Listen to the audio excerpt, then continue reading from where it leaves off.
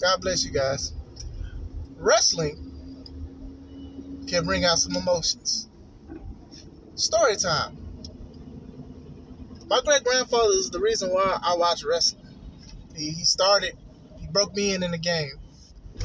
Um, I was curious about it, and sometimes you want to be like your great grandfather or your grandfather or your father. Sometimes you just want to be like them. So sometimes you take a liking to what they like.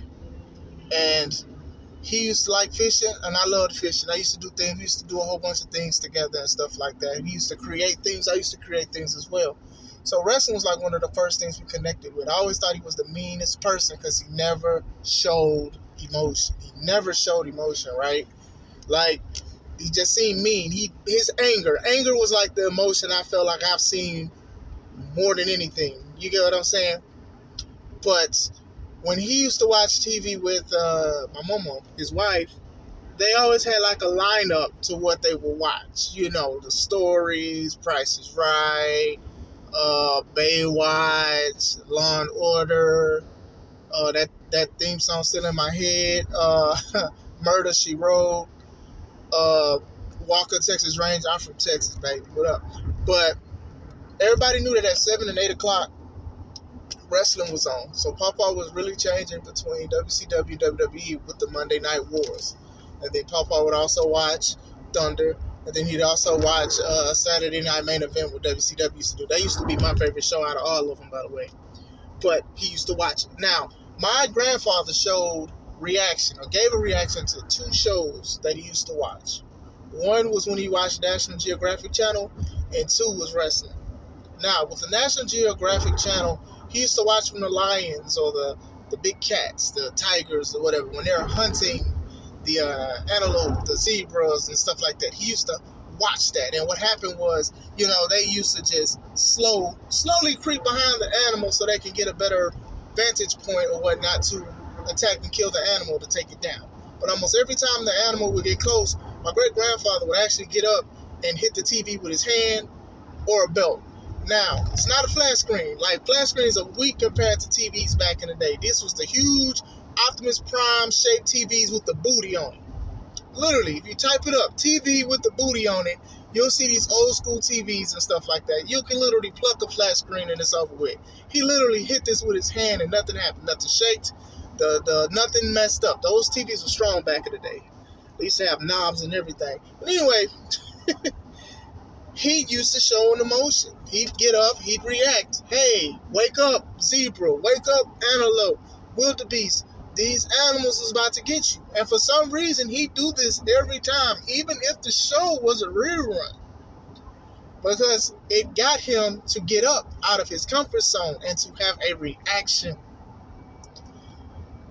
Did it in wrestling one time.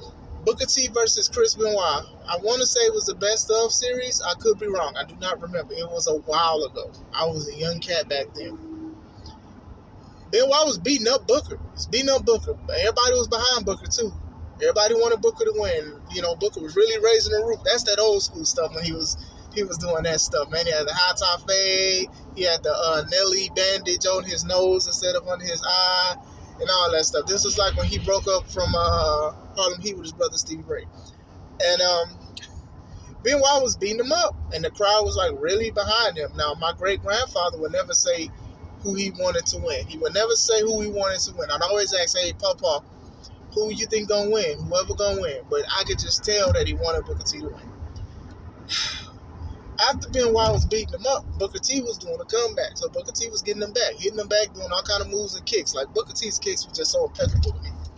So he knocked Benoit down, and instead of getting ready for another move, he just randomly did the spinneroonie.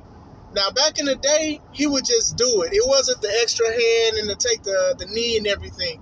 Like, people would, shoulder bump him and he'd do it. Or he just randomly do it at the beginning or anytime he wanted to do it. But my papa was so invested in the match that when he finally got Benoit down, he did it, and my papa got his belt and hit the TV. He was that upset.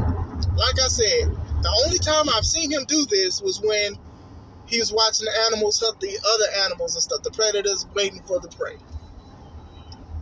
Now I remember this because it was so special because When you at home, right? You sit down, and sometimes when you're watching a regular sport, basketball, football, and stuff like that, when you watch that stuff and it's a close game, and somebody they missed a field goal or they fumble the ball, you get up, you're upset. Or if they do a touchdown or they actually win, you cheer, you get up, you hug people, you call people, hey, run me that $100. Like you get that kind of stuff. Like you're so invested in it, and I feel like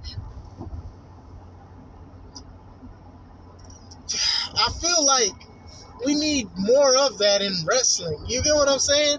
Like, as a wrestler myself, it's just like you got to devote your time, psychology, and things like that to draw that emotion out from fans. I can sit here all day and say what could be better and stuff like that, but it's the emotion. It's just the lack of storytelling and stuff like that. And that's what it was. They was trying to tease that Booker was basically on his own and not with his older brother, and he had to learn how to do things on his own. So it didn't make sense in a fight. Why would you do that? But at the same time, the crowd and my great-grandfather was still behind him. We were still involved with Booker T, even though he did something wrong. Sometimes we have a football team. They may be good and they may be bad, but when they lose or something happened or a serious injury, not even saying injuries, because injuries do bring out emotions, unfortunately, but we show care. We show how much invested we are. Cornette even talked about people fighting, right? And how basically some people will pull over to see it and stuff like that. Now, can you imagine people paying a ticket? It's like the same thing. Hey, why don't we do something good? Why don't we make this special? Why don't we do something so great that the crowd will want to come back? To the fact that where even if their favorite guy didn't win, oh man, we still like him. Maybe he'll get him next time. Or if it isn't the next time, if this guy can knock my favorite wrestler out or take him out or win, who else could win? Who else could overcome this guy? This guy is unstoppable. I don't like Triple H's reign of terror like that, but at the same time, that was the thing. Who is going to take care of this guy? Who is going to beat this guy? This guy has beaten everybody. Who is he going to do? Wrestling is emotional. The issue is we have to show it as wrestlers as well. We have to show it. We have to invest in it. We have to show that we care. I know I do. I can't speak for nobody else.